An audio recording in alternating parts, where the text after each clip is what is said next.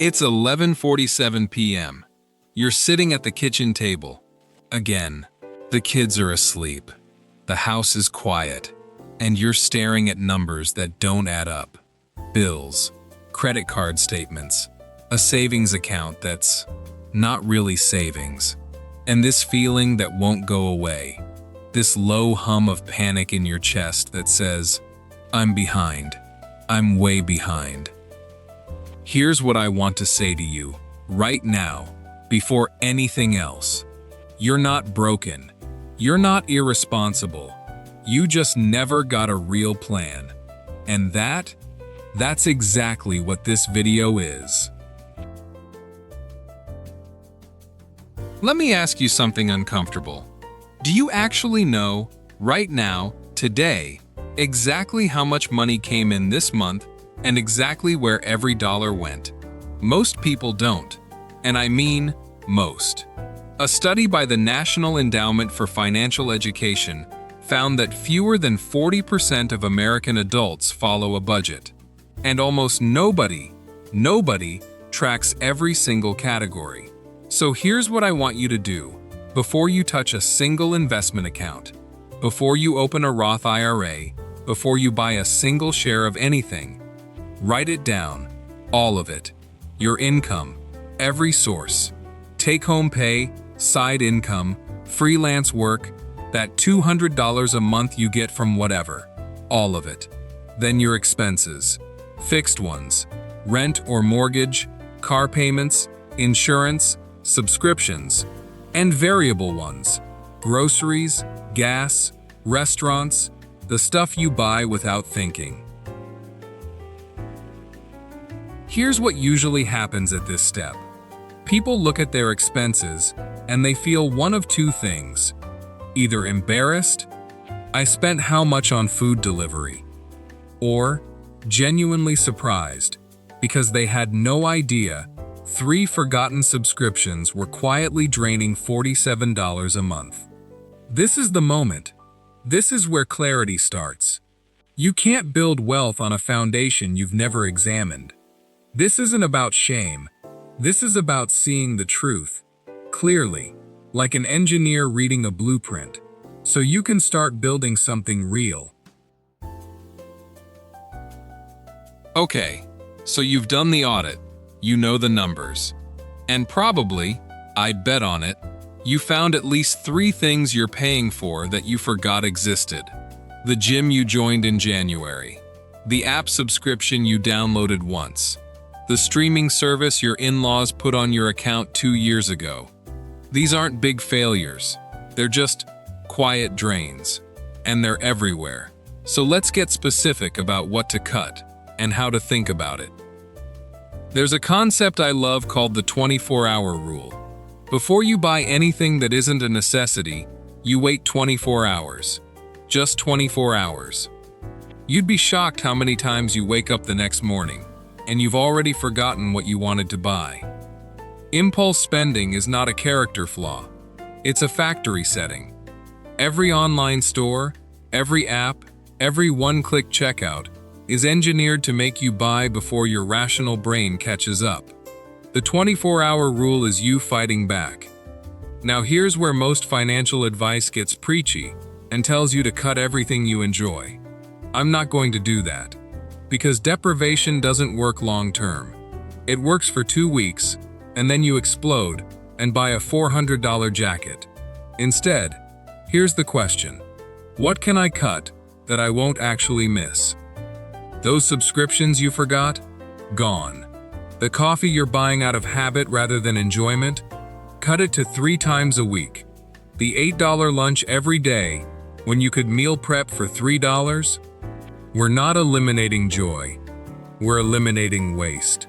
And waste, in most households, is worth $300 to $500 a month, without feeling it. Here's something nobody tells you about minimalism. It's not about owning less. It's about wanting less. That's the real shift. And it's a psychological one. See, we live in a culture that measures success by accumulation. Bigger house, newer car, more gadgets. And for a while, maybe a long while, you played that game. We all did, because that's what we were taught success looks like. But here's the thing, most of that stuff is not making you happier. Studies on this are remarkably consistent. After a basic comfort threshold, more stuff doesn't buy more happiness, but it does buy more debt, more stress, more, where did my money go? Minimalism is not deprivation. Let me be very clear about that. It's the decision to stop spending money on things you don't truly value, so you have money for things you actually do. And practically speaking, it generates cash immediately. Clear out your closet. List the stuff you haven't used in 2 years on Facebook Marketplace or eBay. I know guys who pulled $300 to $500 out of thin air just by selling things they'd forgotten they owned. That's seed money. That's your first investment contribution. But the bigger shift is internal. It's the moment you stop looking at your neighbor's new truck and feeling behind, and start looking at your own plan and feeling ahead. Some things you can't cut. You need insurance, you need a phone, you need groceries, utilities, a roof.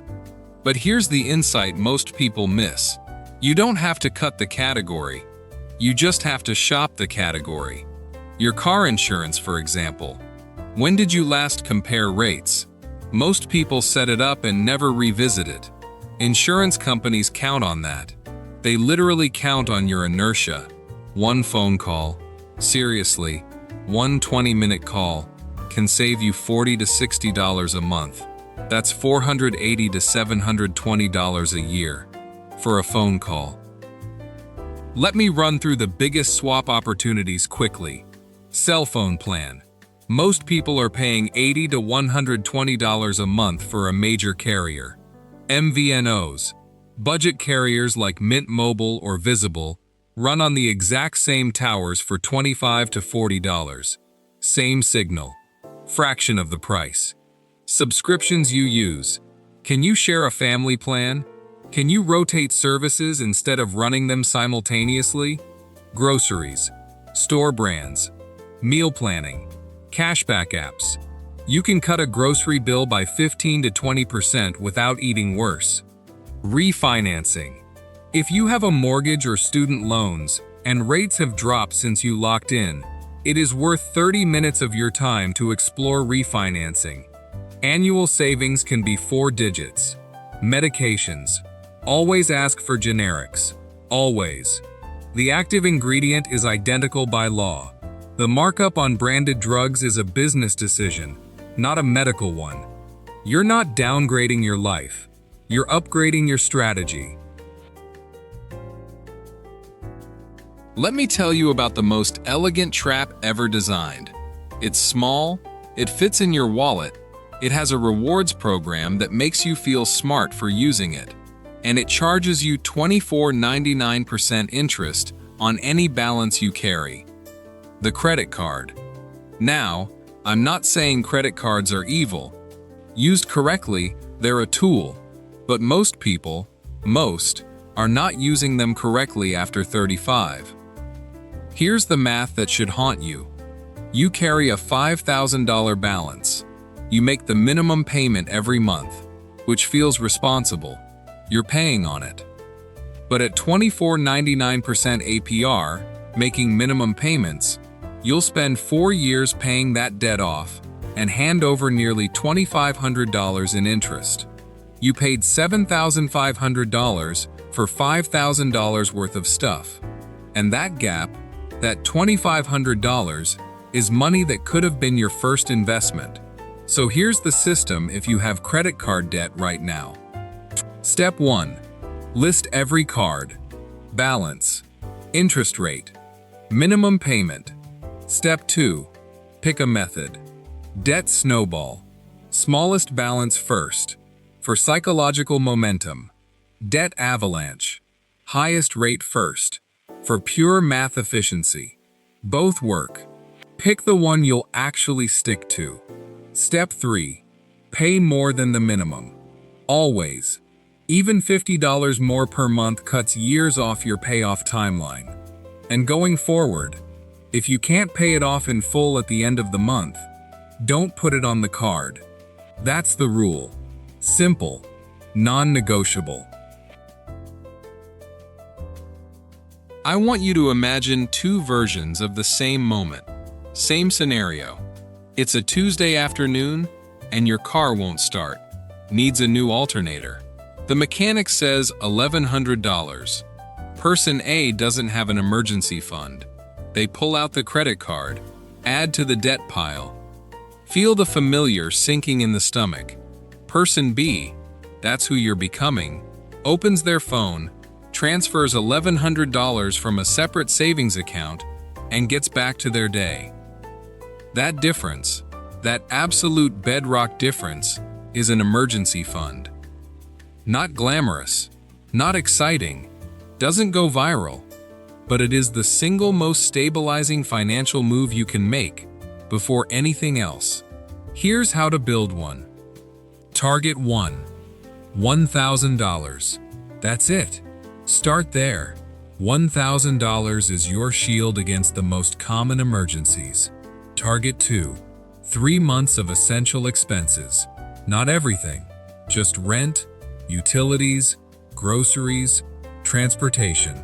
That's your real safety net. Target 3. Eventually, 6 months. That's security. That's sleeping well at night. Put it in a high-yield savings account, HISA, not a regular savings account, earning 0.01%. Real HISAs today are paying 4.5 to 5%. Your emergency fund should be working while it waits. And automate the contribution. The day your paycheck hits, a fixed amount moves automatically. You don't see it, you don't miss it. It just builds. All right, you've got a budget. You've cut the waste. You're building an emergency fund. Now, finally, we talk about actual investing.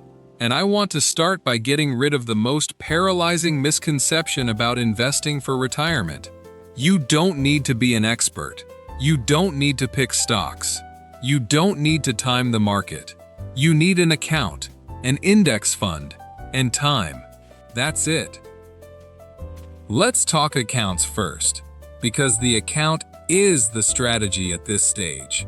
401k. If your employer offers one with a match, contribute at minimum enough to get the full match. Period. No debate. If they match 3%, you contribute at least 3%. That match is a 50 to 100% instant return on your money. There is no investment on earth that beats a 100% return on day one. Roth IRA. After the match, max your Roth IRA. In 2024, that's $7,000 a year, or $8,000 if you're 50 or older. The magic of the Roth is this. You pay taxes on the money going in, but everything inside, every dollar of growth, for decades, comes out tax-free in retirement. At 35, that tax-free growth over 30 years is extraordinary. What to put inside these accounts? A simple index fund, tracking the S&P 500, or the total US market. One fund. That's it. Low expense ratio. Look for something under 0.1%. The difference in fees over 30 years is often 6 figures. Let me give you one number that changes everything. $300 a month. If you invest $300 a month starting at age 35, at a 7% average annual return, by the time you're 65, you'll have roughly $340,000. Now, wait until 45 to start? Same $300 a month, same 7% return. By 65, $151,000. Same money, same effort, 10 years less time. The difference? Nearly $190,000. Gone. Not because of bad investments, not because of fees, just because of time. This is compound growth. And at 35, you still have enough of it to make a profound difference. Here's the strategy. Invest the same amount every month, no matter what. This is called dollar cost averaging. When the market drops, and it will drop, 10%, 20%, sometimes 40%, you keep investing. You're actually buying shares at a discount. The people who panic and sell during downturns are the people who lose. The people who stay in, automatic contribution running every month, they're the ones who build real wealth. Look at any 20-year period in S&P 500 history. Every single one, including periods that started right before a crash, ended positive. Time in the market always beats timing the market. You know what destroys most financial plans? Not bad investments, not a market crash, not even a job loss. Inconsistency. The plan is abandoned in month 3 because motivation ran dry. The budget felt too restrictive. The results weren't visible fast enough. Here's the secret the financial industry doesn't profit from telling you. You don't need motivation. You need systems. Motivation is a feeling. Feelings fluctuate. Systems run whether you feel like it or not. Set up automatic transfers. The day you get paid, money moves. To savings, to your Roth IRA, to your 401k. Before you see it, before you can spend it. Then, and this is important, check in once a week. Not obsessively. 10 minutes on Sunday evening. Look at where you are. Adjust if needed. Celebrate if you stayed on track. Celebration matters. I know it sounds soft, but your brain needs to associate financial discipline with reward, not punishment. Hit your savings goal for 3 months straight. Take your family to dinner. You earned it, and it cost far less than the alternative. Let me ask you a different kind of question. Not, how do you cut? But, what do you know how to do that someone would pay for? Because here's the thing about being over 35. You have something the 22-year-old side hustler doesn't. A decade or more of expertise in something. That's worth money. Can you write, consult, coach, teach, build things, fix things, manage projects, analyze data? Every one of those skills has a freelance market. And that market is accessible right now, this week, on platforms like Upwork or LinkedIn. I'm not saying quit your job. I'm saying a few hours a week, leveraging something you already know how to do, can generate $300 to $600 a month in extra income. At $300 a month extra, invested, that's over $200,000 extra in 20 years at 7%, for work you're already qualified to do. The other avenue I want to mention, career investment, a certification, a course, a professional development opportunity that unlocks a raise or a promotion. If a $3,000 course creates a $10,000 salary bump, that's a 333% return in year 1. Nothing in the stock market can match that. Your career is your biggest asset in your 30s and 40s. Treat it like one. Goals without numbers are just wishes.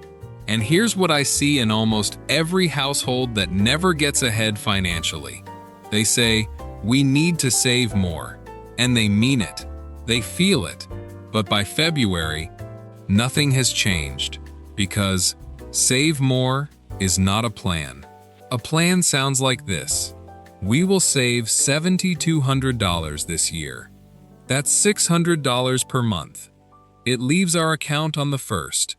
By December 31st, we will have 6 months of expenses in our HISA. Specific, numbered, scheduled. I recommend one annual financial meeting with your household, your spouse, your partner, whoever shares your finances. Review the year, celebrate wins, audit failures without blame, and set 3 financial goals for the next year. 3, not 10, 3. 1 for savings, 1 for debt reduction or investment, 1 for income or career. Write them down, put them somewhere visible, and revisit them quarterly. 4 check-ins a year, 1 per season. This single habit, annual goals plus quarterly check-ins, separates the households that drift from the households that grow. Before we close, I want to take a sledgehammer to 5 myths that might be sitting in the back of your mind right now, quietly telling you this doesn't apply to you. Myth 1. It's too late to retire comfortably. Wrong. $500 a month, invested at 7%, starting at 40, will grow to over $450,000 by 67. That, combined with Social Security, creates a livable, dignified retirement. It's not too late. Myth 2. I need a lot of money to start investing. Fidelity lets you open an account and buy fractional shares for a single dollar. The barrier is not the money. It's the decision. Myth 3. Social Security will cover it. The average Social Security check in 2024 is about $1,907 a month. The average rent in America is around $1,700. That math doesn't work. Social Security is a supplement, not a plan. Myth 4. I need an expert to invest. 1 index fund. Automated, no touch. That's it. The data shows consistently that simple, low-cost index investing outperforms most actively managed funds over 20-year periods. Myth 5. I'll start when things calm down. Things don't calm down. There will always be a reason to wait. A bill, a car problem, a busy month. Let me just get through this quarter. The future version of you, the one who's secure, who sleeps well, who has options. That person was built by the current version of you making a decision right now. You don't need to do everything in this video tonight. Pick one section, the one that resonated most, the one you kept nodding at. Start there. Open your budget. Set up one automatic transfer. Look at your 401k contribution. Just one thing. And then, leave a comment below and tell me, which step are you starting with? I read every single one. If this video gave you clarity, give it a like, so YouTube shows it to someone else who needs it tonight, sitting at their kitchen table at 11:47, staring at numbers that don't add up. You're not behind. You're beginning. Let's go.